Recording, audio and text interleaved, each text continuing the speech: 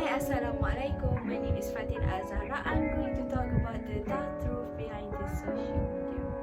Do you watch stories on Instagram? Do you tweet about your thoughts?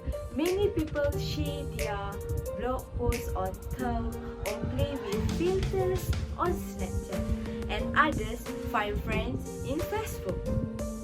Social media sites are everywhere today. Have you ever wondered how social media started? According to the studies, there are 4.65 billion social media users worldwide in April 2022, amounting for 58.7% of the entire global population. Social media users count have also increased in the recent year, with 326 million new users joining the platform since the time last year.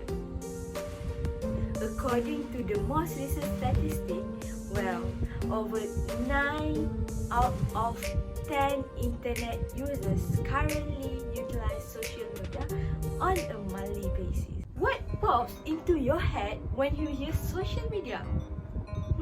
Many people immediately go to Facebook. Facebook is a social media giant, but it wasn't the first one. The first social media site was 6 Degrees. 6 Degrees was made by the Andrew Wenrich in 1997. 6 Degrees was pretty popular until 2003. That's when Tom Anderson made MySpace. This new site let users make profiles, play their favorite music, and they could even design their own background. MySpace quickly became the most used social media site in the world. Then, Facebook changed everything. Over the years, Facebook did a lot to stay on top. It watched its competitors and added their most popular threads to its own site. Facebook added hashtag to keep up with Twitter. Later, it added stories to compete with Snapchat. Today, Facebook is the world's biggest social media site. It has 2.32 billion monthly users. On Instagram, users can add filters to their photos and watch each other's daily stories.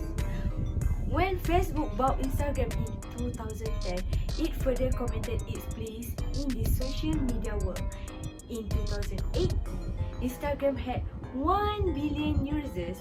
Many think this site will one day be bigger than the Facebook. To begin with, I'm going to talk about how social media collects our data. Firstly, social media discusses our personal data. Social media took our personal data through a process known as algorithm.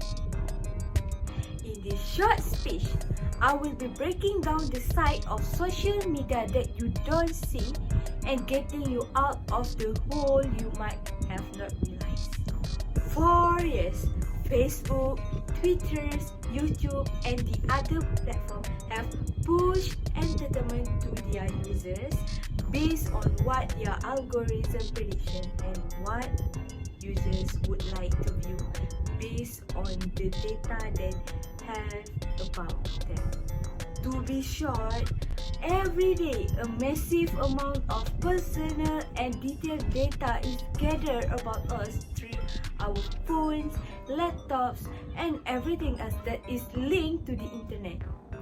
We have a little influence over most of this data collecting, and we often are unaware of when and how it is utilized.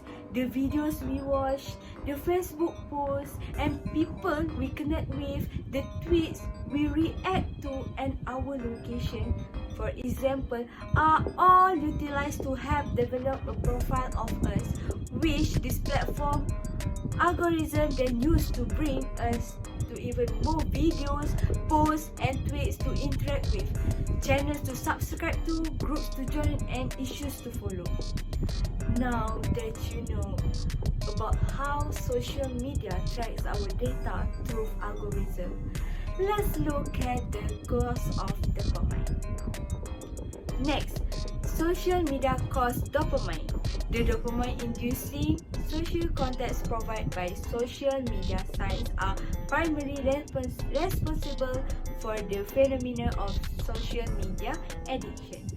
To be added, dopamine is a change of enabling you to experience pleasure, contentment, and motivation.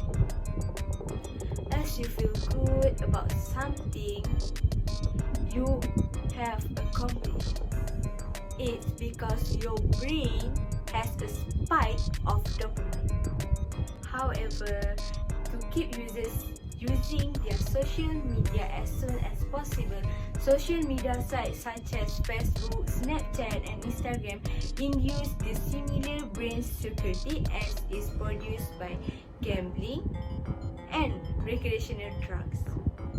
Additionally, when a person receives a notice, such as a like or a mention, the brain releases dopamine and distributes it via reward pathways, leading the individual to experience excitement. And now, we are already near to the end of the speech, which is the conclusion part of the whole speech today. Yet, there are some recommendations that I want to suggest to every one of you out there. In essence, limit your time spent on social media.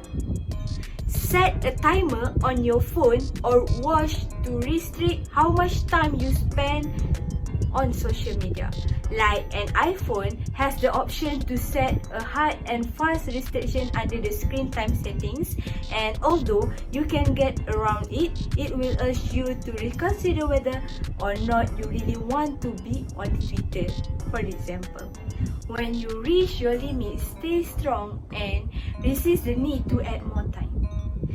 This will put your willpower to the test, but it will be worthwhile in the end.